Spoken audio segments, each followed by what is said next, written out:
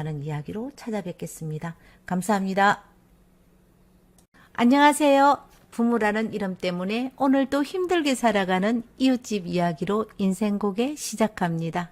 사람을 상대하는 직업이라 듣지 말고 보지 말아야 되는 이야기를 너무 많이 듣기도 하고 보기도 합니다. 명절 준비로 마트에서 동네에 사시는 할머니를 오랜만에 만났는데 얼굴이 형편없었어요. 할머니, 어디 건강이 안 좋으세요? 와요, 내 얼굴이 안 좋은겨? 전에보다는 못해 보였어요. 아픈 데는 없죠? 혼자 시장 보는 것 보니까 며느리가 아직 안 온 모양이네요. 며느리 우리 집에 안 온 지 3년이 넘으십니다. 바로 앞에 있는 아파트에 살면서 집에 안 온다고요? 첫째하고 둘째하고 안 좋은 일이 있어서 둘 다 발길을 다 끊고 안 온다.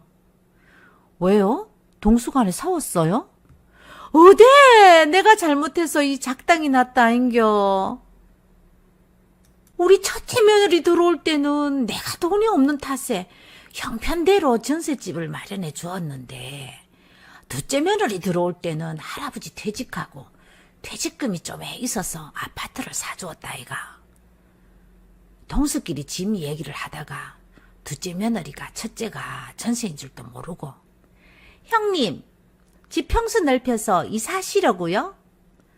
저희들도 집값 오르면 이 집 팔고 조금 더 큰 집으로 이사하려고 해요. 꽝! 사고가 났습니다.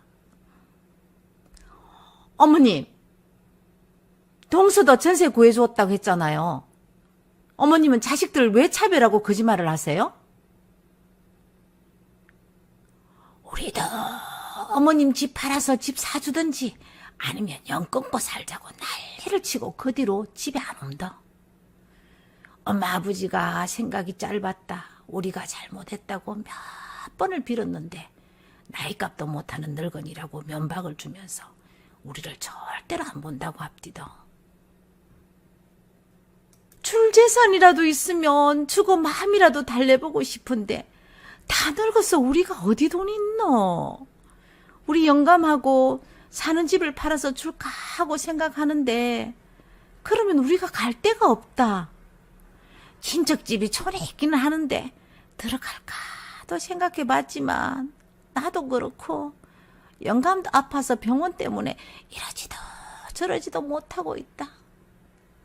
지금도 돈 작게 받았다고 영 끊고 살자고 하는데 돈 다 퍼주면 어떻게 할지 안 봐도 알 수 있을 것 같은데요.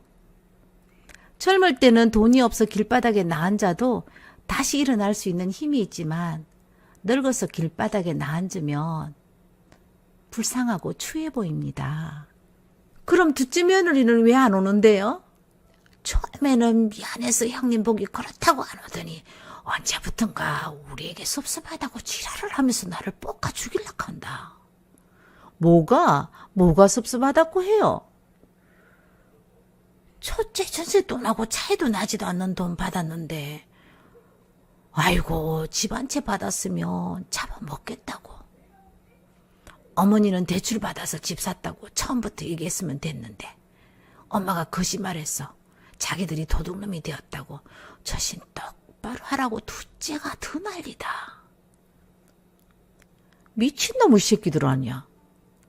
보증금 1,000만 원 또 마련하지 못해서 700만 원 아니 500만 원 되는 집을 찾아 헤매는 젊은 사람들이 얼마나 많은데 기가 찬다.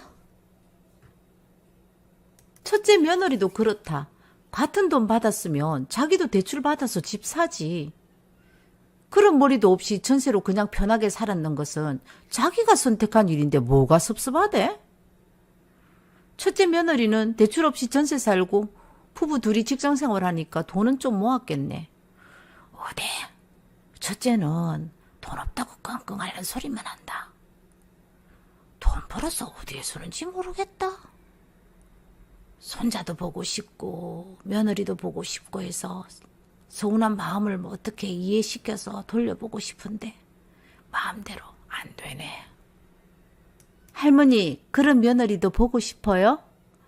정말 할머니 며느리가 보고 싶다면 며느리를 이해시키려고 하지 말고 고치려고도 하지 말고 이해를 시키는 것이 아니라 며느리를 이해해야 합니다. 할머니도 며느리 이해 못하잖아요. 며느리도 할머니가 하신 행동이 이해가 되지 않는 거예요. 내 짧은 생각이 첫째 마음을 습습하게 만들었구나. 할머니가 그 마음 알아주면 됩니다. 섣불리 풀려고 다가가면 더 멀어질 겁니다. 입장을 바꿔보면 아마 저라도 첫째처럼 섭섭했을 겁니다.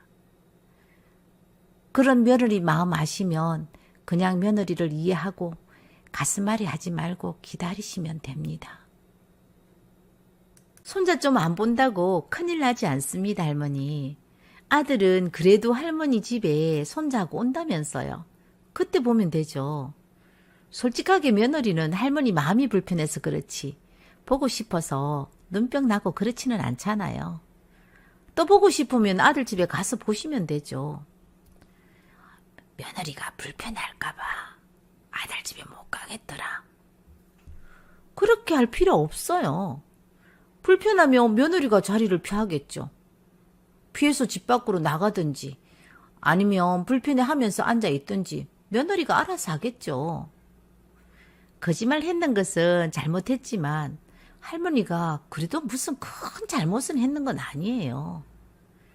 자식 마음 상할까봐 거짓말 좀 했다고 부모 자식 영 끊고 살 정도의 잘못은 아니잖아요. 돈 받아서 전셋집 얻고 집 사고 했는 놈들이 모자란 것도 있다고 부모를 힘들게 만들어요. 신경 쓸 거 없어요. 손님 집을 방문한 적이 있습니다. 현관문을 여는 순간 말문이 턱 막혀서 머뭇거리는 나를 보고 우리 집이 좀 어지럽죠? 하며 주섬주섬 흩어진 옷가지를 주워서 소파 위에 주인 여자는 툭 던지고 함께 있는 친구랑 대화를 이어가더라고요. 전에는 애들 할머니가 우리 출근하면 청소를 했거든? 요즘은 할마씨가 코빼기도 안 보인다. 나도 오는 거 싫은데 잘 됐지 뭐. 늙어서 할 일도 없는 사람이 출근하면 아무도 없는데 청소라도 좀 해주지. 우리 집에도 아무짝에도 쓸모없는 할맛이 하나 있다. 말도 말아야. 집 청소 좀 해주고 반찬 좀 해준다고 잔소리가 얼마나 많은데. 이렇게 개집같이 살아도 지금이 훨씬 편하다. 이 집 나가면 어디 가려고. 또 전세 가야지. 내가 돈 어딨노? 지난번에 유럽 여행 가니까 너무 좋더라. 아울렛에서 쇼핑하고 명품 가방도 사고 다니니까 사는 게 이런 거구나. 너무 살맛 나는 거 있다 아이가. 집은 할머니가 해줘야지. 내 몰래 둘째에게도 아파트 사줬는데 집 사줄 때까지 훈이도 이사 가면 안 보여줄 거고 어디 사는지 말해주지도 않을 거다. 우리는 투명 인간이 되어서 집 구석구석을 보고 있었는데 대피 공간에서 먼지를 흠뻑 덮어쓴 가족 사진을 발견했습니다. 그 속에 내가 알고 있는 할머니가 있는 겁니다. 할머니 며느리 집이었습니다. 난 당황하기도 했고 같은 공간에서 친구와 나누는 대화가 귓전에 맴돌아 얼굴이 붉어지더라고요. 어머, 여기에 가족 사진이 있네. 사모님, 아들이 둘이네요? 저는 딸이 좋은데 아들만 둘이에요. 사모님도 언젠가는 시어머님이 되겠네요. 좋은 시어머니 되셔야 합니다. 요즘은 늙은 사람들은 아무짝에도 필요가 없어요. 특히 나같이 청소도 못하는 사람은 더 하죠. 돈 많이 벌잖아요. 돈 벌어서 자식들에게 주면 되죠. 나 돈 있어도 자식 안 줄 거야. 죽을 때까지 악착같이 쓰고 죽을 계획인데요. 자식들도 돈 받을 때는 효도할게요 하지만 돌았으면 잊어버리잖아요. 사모님도 친구분하고 나누는 얘기 들어보니까 그런 것 같은데요.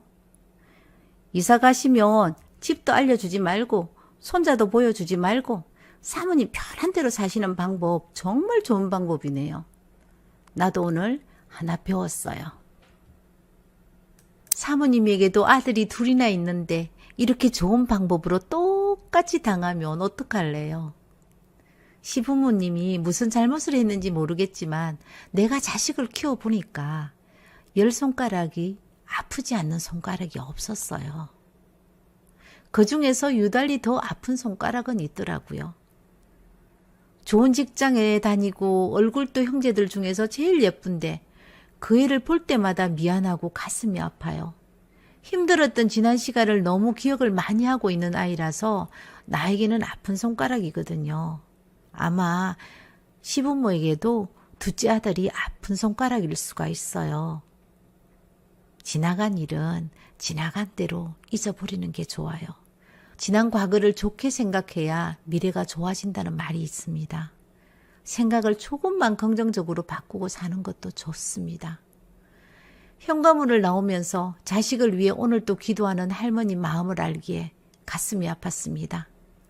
어린아이가 말을 많이 하면 말 잘한다고 칭찬을 받지만 노인이 말을 많이 하면 잔소리가 된다는 사실을 하나 배우면서